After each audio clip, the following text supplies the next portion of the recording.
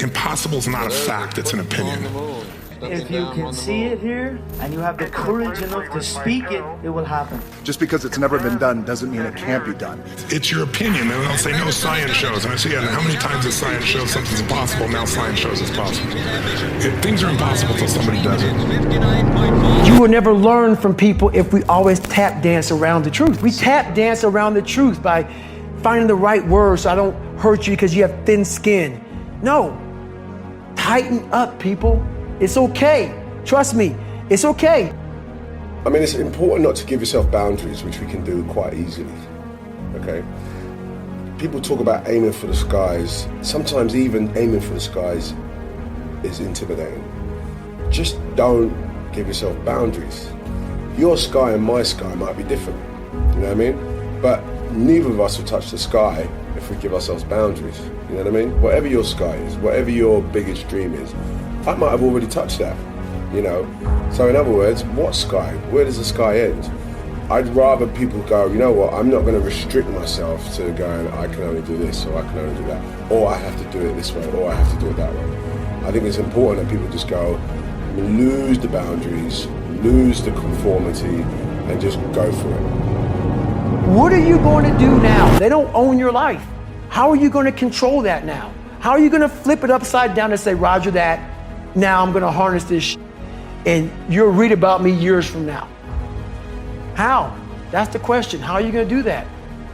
Thicken your skin. Become more of a human being.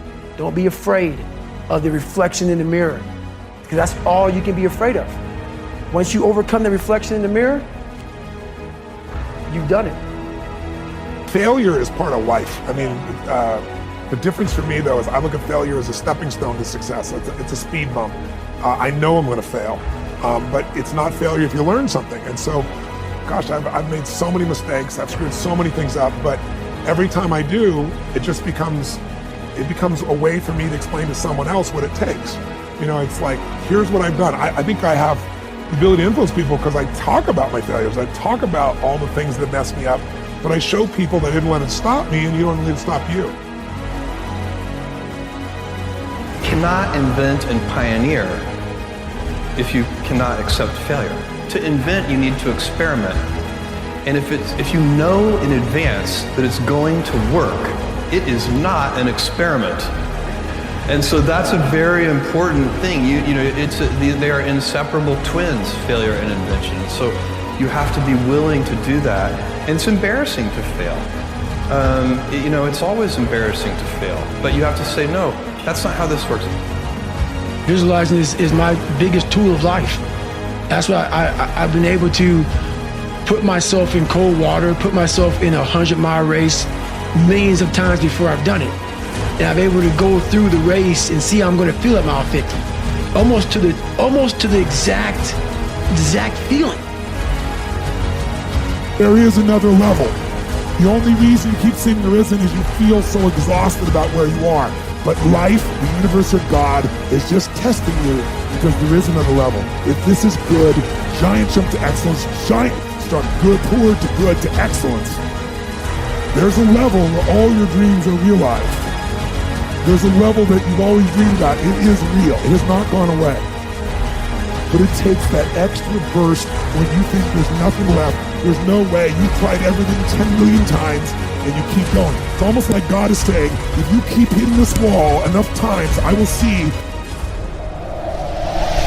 that you will not stop, that you are filled with that level of determination, faith, and courage, and then the door opens and you get to that next level. But what most people don't know is the next level is just 2 millimeters above. And it's called outstanding, ladies and gentlemen, outstanding. It's a level where you are not one of the best, you are the best. And you know what's amazing? You only have to be 2 millimeters more than everybody else and you get everything. You get the joy, the laughter, the fun, the family, the passion, the economics, the freedom, the spirit. It's all there. What Jerry Maguire called the quad, baby. All of it. And it's just 2 millimeters above, and most excellent people give up because they're exhausted. And there's some people who go, the harder I hit it, the more I hit it, sooner or later it's going down, I'm not stopping. And when you do that enough, it pops open. We live in the world now that's so kind. We find the kind way around everything. Like, if you don't look good, I have to find a kind way of saying, I don't like your shirt. Right. That's not the approach. If that's the approach you're looking for, that book is not for you. Can't Hurt Me is not for you. The approach you have to take, at least I took, you take whatever approach you want. The conversation had to be a real, honest conversation. In the accountability mirror, guess what? I was fat. Don't find a kind word to say that, you know what, I've gained some weight. No, you're fat. When I couldn't read, not like, hey, you know, you've learned disability. No, I cannot read. At the 4th grade reading level, I'm struggling, and sometimes I call myself stupid. Not in a way to put myself down. So don't take it like, my God, those are so hurtful. Yeah, they're hurtful, dishonest. The conversation has to become an honest conversation of where you're at mentally. Where am I at mentally? I look like I feel like I am falling behind in school. I'm lazy. My house is a mess. You have to look at what it is and call it what it is. Don't find words to make yourself feel better, because that's what, so we hang around people that make us feel better, that tell us what we want to hear, not what we need to hear. And so we stay away from those people. And we stay away from those people, like our internal dialogue becomes that kind, it's okay. It's not okay.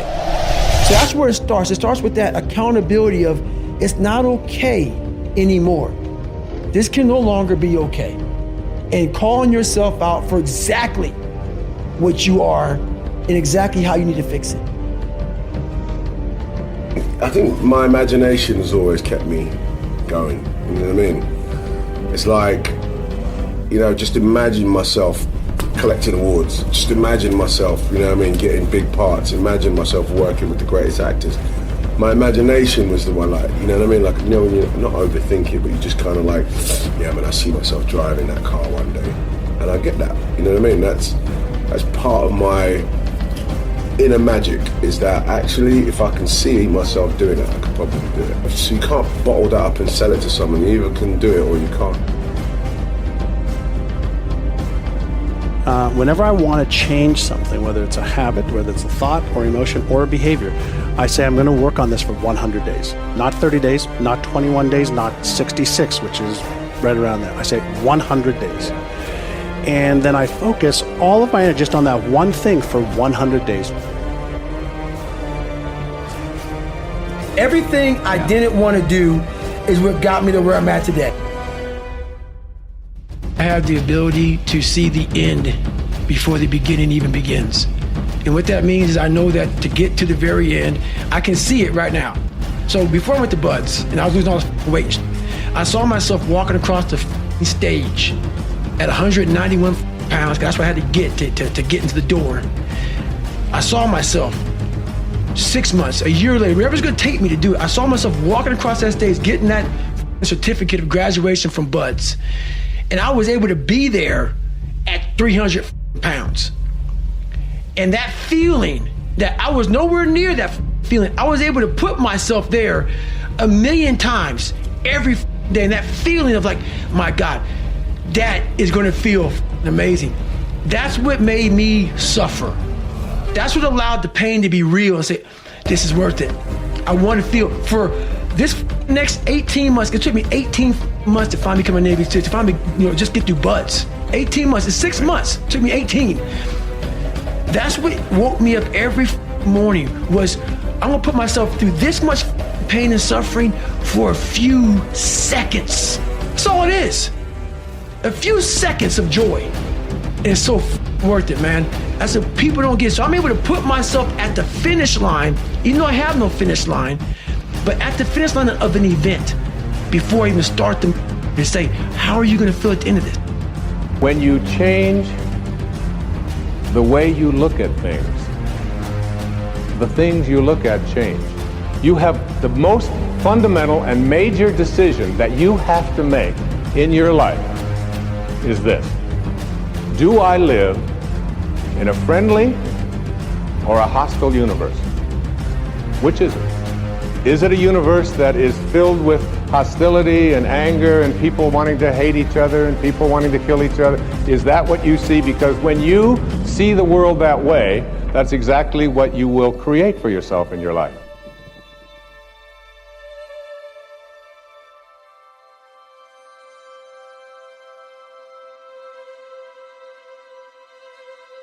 You know, you and I both know intelligence is a pretty damn valuable tool, but there are a lot of very smart people who can't fight their way out of a paper bag. And then when you find somebody who has that hunger, the hunger that doesn't go away, that hunger to be more, to do more, to give more, that hunger that never ends, you know, that's how you get these people that are the best in the world at whatever they do. And so if you can, I think everybody has that hunger, but for some people it's been asleep for a long time because they're afraid. They're afraid that I'm gonna get hungry, I'm gonna try, I'm gonna fail. And so it's human nature to protect yourself from the fear by just lowering your expectations. But one of the things I've learned is you get what you tolerate. You get what you tolerate in yourself, you get what you tolerate in your life, and sooner or later we sometimes hit a point where we say, not another day, not another hour, this is done. I'm not walking this way, I'm not talking this way, I'm not living this way, I'm not gonna be in this relationship anymore, I'm gonna change it. And when people do that, that's the beginning of a breakthrough.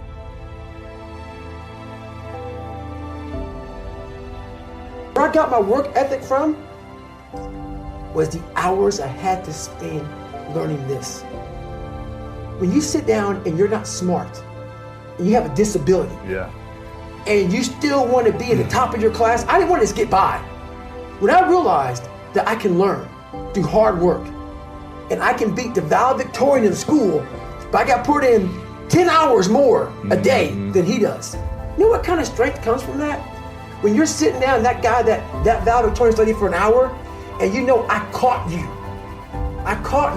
and I am dumb. But I have the work ethic to catch you. That's where David Goggins got really invented. Was at a kitchen table with 20 spiral notebooks that were empty. And then 3 months later, they were full. And when you can go through that, I still have them in my storage unit. You go through these spiral notebooks of your life, and you realize this is how I learned. This is unbelievable. There's no miles. It's not about the miles. It's that. Having a discipline every day to say, for me to learn this one math problem, it's gonna take me 10 hours. Wow. And that's where and you realize through hard work, you can outwork anybody, no matter how badass they are. But that's the part people don't want to dive into. A lot of us don't believe that we can achieve the impossible, the absolute impossible. You don't need great parents. You don't need like a private school. What you need is a brutal work ethic. He has done it. You have to be willing to outwork everybody in the world. Edmund Hillary, we can now add the name of Eddie Kipchoge.